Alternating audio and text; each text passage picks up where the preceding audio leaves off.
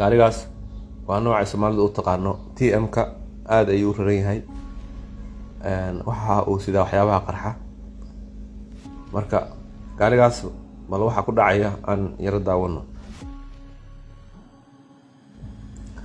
kulli kor ayaa laga socday oo ciidamada halka jooga way la socdeen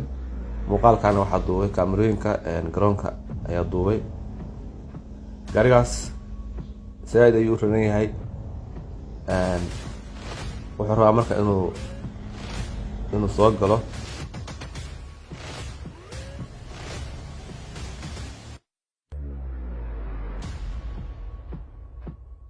gaariga waa kaasaha waa lala socdaa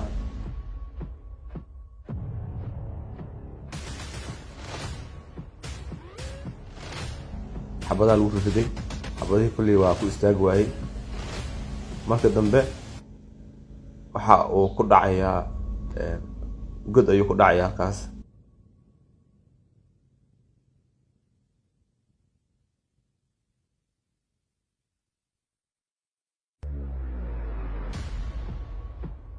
god uu ku dhacayaa marka an yar kadib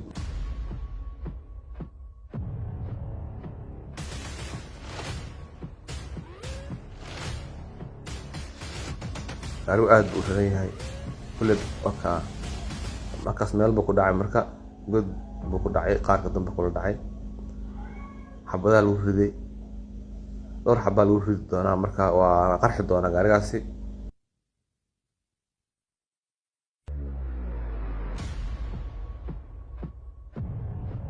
dabcan gaarigan waxa uu sidaa waxyaabo aad culus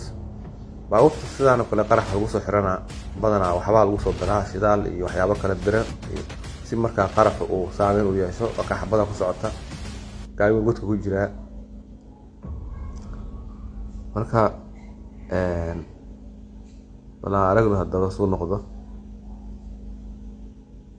xabadu waa ku socotaa gaariguna godka ku jiraa kama bixi karo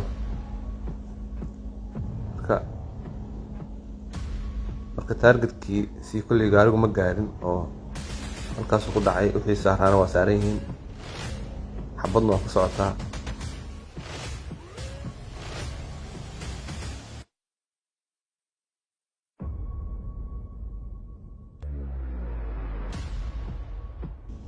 halkaas weli waa ku socotaa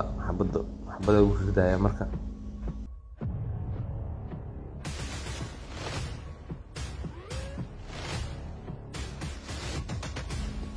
halkaas soo godka jira qaarka dambe kula jira kulli gadaala wax culus ka saarayeen halka uu qarxa marka dabcan qaraxaani waxaan u maleynayaa inuusan ka yareen ama ka awood yareen kii soobe oo kale